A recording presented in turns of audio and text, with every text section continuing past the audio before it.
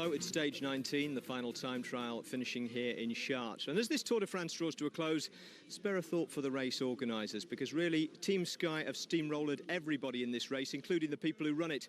When they drew up the route last year, Christian Prudhomme and his team envisaged this 53.5 kilometre test against the clock as the stage that would decide the yellow jersey. Instead, it's turned into a giant stage for the yellow jersey.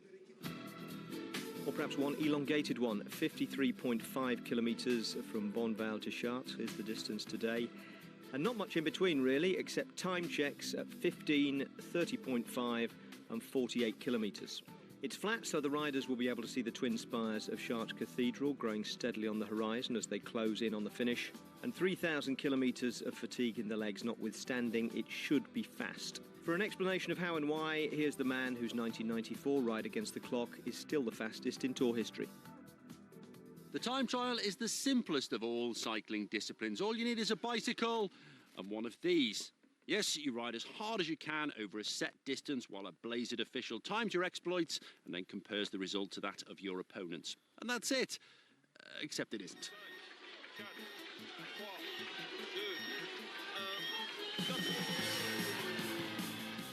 On time trial days, the athlete's enemy is not their opponent, but the gaseous medium in which they toil. Yes, with no one to hide behind at any point, more than 80% of the energy they expend goes to simply pushing air out of the way. The importance of aerodynamics was highlighted in the 90s when new thinking was brought to the race in the shape of extreme tucked positions, wing-shaped carbon fibre frames and visored helmets. This precipitated a clamping down by the sport's governing body. Sorry. Now the bicycle frame must be a collection of tubes in the more traditional diamond shape, and positions are strictly regulated. That doesn't mean the technological war is over though. Oh no. It just means it got more sophisticated. With the use of wind tunnels and advanced computer modelling techniques, manufacturers and teams now strive to find ways to decrease the air resistance of each and every item the rider will carry, from clothing to helmets to bikes and wheels, and for the most enlightened, themselves. Bradley Wiggins has spent many hours in a wind tunnel perfecting his position, then spent many more hours adapting to this unnatural posture because he knew the value of doing so.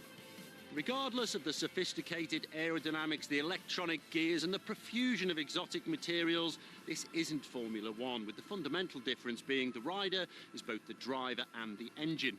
Which brings us to the last component of time trialling, pace judgment. The effort must be exquisitely meted out over the distance, and to achieve this, the very best riders have a single question constantly running round in their heads. Can I sustain this effort for the distance remaining? They know that if the answer is yes, then they're not trying hard enough. If the answer is no, then it's already too late, the damage is done. The answer they're looking for is maybe.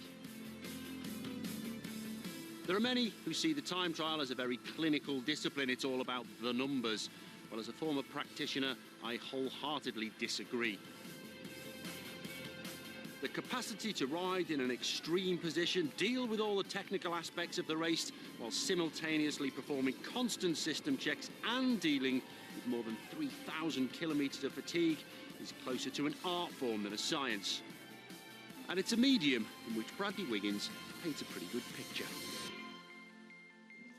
Bradley's teammate Mark Cavendish, by contrast, generally potters round, saving his legs for the next sprint finish. Although I wonder if he was on a bet today, because he finished in a time of 1:1:1:1, 1 hour, 11 minutes and 11 seconds. David Miller actually did have a bet on with his teammate David Zabriskie, with the loser having to declare publicly that he was the inferior time trialist. Well, I'm afraid Dave did come in with a time 3 minutes 10 slower than his teammate, so here's the public humiliation with Ned. Enjoyed yourself, Dave? No, I didn't. Not at all.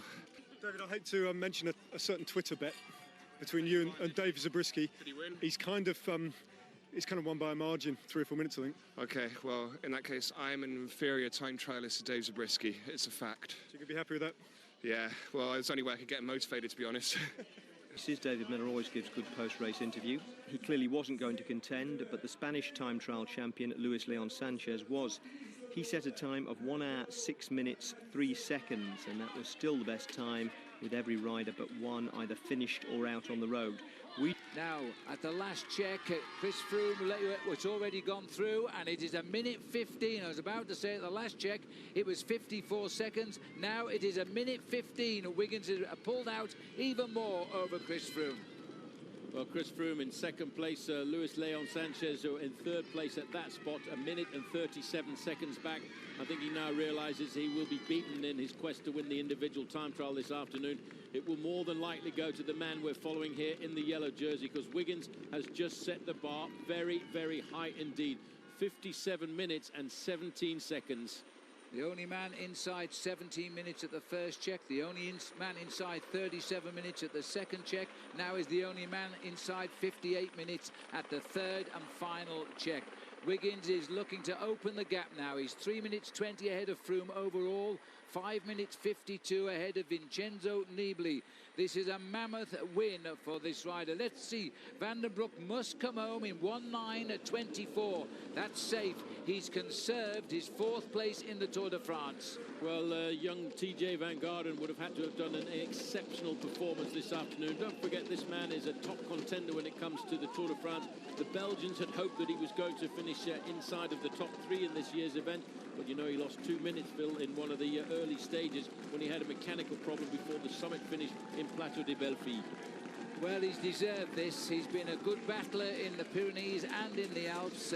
Van Garden's time 1:06:47 meant that this rider must clock 1:09:24 to lose his fourth place. It is a long way up, but he's going to do it quite comfortably here. This is when he gets a shot of the clock as he comes off this bend. Now he can see the time. If he's worked it out, I don't know, but it doesn't matter. Jurgen van den Broek has given Belgium a big cheer here because he holds on to fourth place in the Tour de France. Well, he's lost 2:31, but more importantly, he's held on to his fourth place in the overall standings. But for that 2 minutes that he lost because of a mechanical incident in the early days of the Tour de France, he could have been staring down the barrel of a third place finish in this year's Tour. Vincenzo Nibali, the lonely Italian here. Well, he's challenging the time of Richie Porte at the moment, but he's not going to reach that time. But Nibali is only interested in third place now in the Tour de France. He's run up against the two quickest time trialists, I would suggest, in the world right now, Froome and Wiggins. Nibali, the third last man on the course, the third man in Paris tomorrow, is coming home, and it is a very, very good time. It's a very impressive time by a man who is better reputed as being a mountain climber, the man who likes it when the roads go up to the summits of the Alps and the Pyrenees. But here this afternoon, he's using a discipline of the sport which is not his own, the individual time trial, to keep himself in third place in the overall standings. As he comes home, he might even scrape into the top 12 here, and that's the quality of a man fighting the podium. As he comes round that bend and continues up the climb to the finish, he has done enough to keep third in the Tour de France, and I think that's not far off. His ambition, of course, was to win it, but now with a 14th place today, a loss of 1:47 to the Spanish champion. And now look at this, because not very far behind him, he started 3 minutes back of him. Chris Froome is approaching the finish here, and this is the time which will take Luis Leon Sanchez off the leaderboard. This confirms his second place in Paris. He hits the line with the best time for now. 34 seconds quicker than Luis Leon Sanchez. Well, you know, Phil, just looking at these riders here, it makes you think that the Olympic Games individual time trial is going to be a very dramatic race. It's not in a 3-week stage race like the Tour de France, but we're seeing some phenomenal performances. 1:05:29 for Chris Froome is a phenomenal performance, but you know what?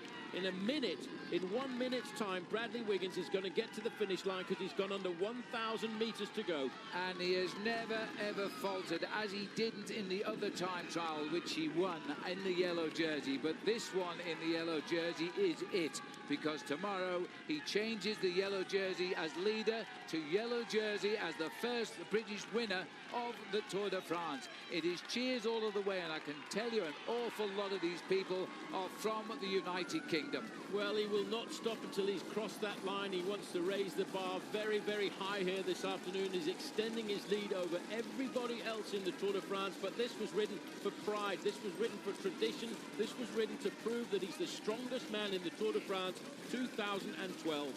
He turns for home now. It just goes outside at 1 hour 4 minutes. It's a winning ride. It's a winning ride to win the Tour de France as Bradley Wiggins licks his lips in anticipation and punches the sky.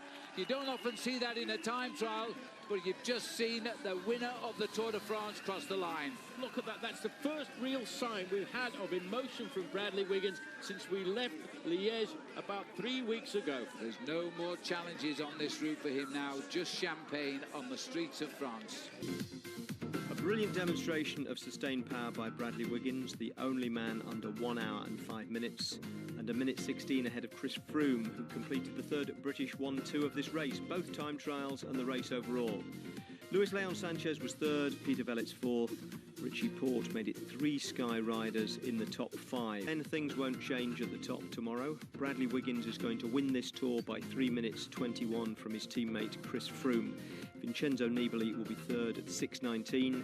Jurgen van den Broek held on to fourth today under the challenge of TJ Van Garderen. But Cadel Evans had a miserable end to a disappointing Tour, overtaken by his young teammate out on the road and by Aymar Zubeldia overall. He slips from 6th to 7th, and Pierre Rolland finishes as the top-placed Frenchman in 8th.